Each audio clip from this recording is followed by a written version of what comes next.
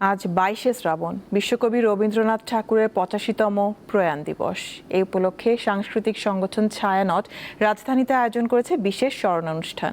ছায়ানট মিলনায়তনে মঞ্চস্থ হল কবির কালজয়ী নৃত্যনাট্য শ্যামা।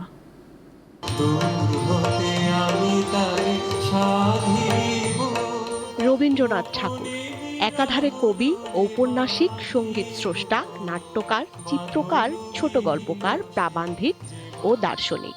সব্যসাচী এই প্রতিভার প্রয়াণ দিবস 22শে শ্রাবণ বাঙালির আবেগ অনুভূতির অংশ হয়ে আছে।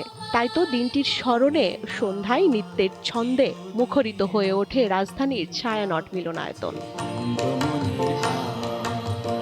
দেশের সাংস্কৃতিক আন্দোলনের নেতৃত্ব দেওয়া এই সংগঠন মঞ্চে ফিরিয়ে আনল 1939 সালে রচিত কবিগুরুর অন্যতম শ্রেষ্ঠ নৃত্যনাট্য শ্যামাকে।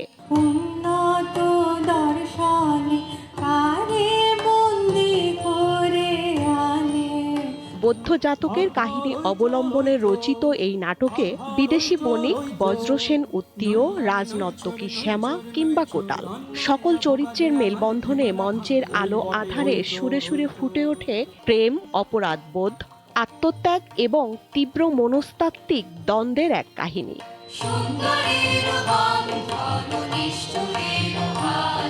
ছায়ানটের শিল্পীদের সাজসজ্জা আর উপস্থাপনায় প্রতিটি দৃশ্য হয়ে ওঠে জীবন্ত।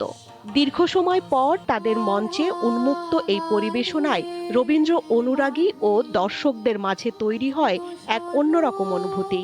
এটা অসাধারণ নতুন একটা পরিকল্পনা। নতুনদের দিয়ে এই যে প্রয়াসটা একটা সফল প্রয়াস হয়েছে আমি মনে করি। ভীষণ ভালো লাগছে যে এই প্রজন্ম এত খেটে রবীন্দ্রনাথের কাজটাকে করল। রবীন্দ্রনাথের সৃষ্টিকে নতুন প্রজন্মের মাঝে ছড়িয়ে দেওয়ার লক্ষ্যই ছায়ানটের এই নিয়মিত প্রয়াস। রবীন্দ্রনাথকে পরিচয় করিয়ে দেওয়াটা তো আমাদের দায়িত্ব।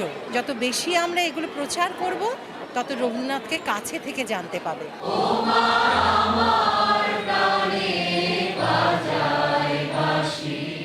সবশেষ জাতীয় সঙ্গীত পরিবেশনের মাধ্যমে সমাপ্ত হয় 22শে শ্রাবণের আনুষ্ঠানিকতা। স্বস্তিকা সিংহ, দীপ্ত সংবাদ, ঢাকা।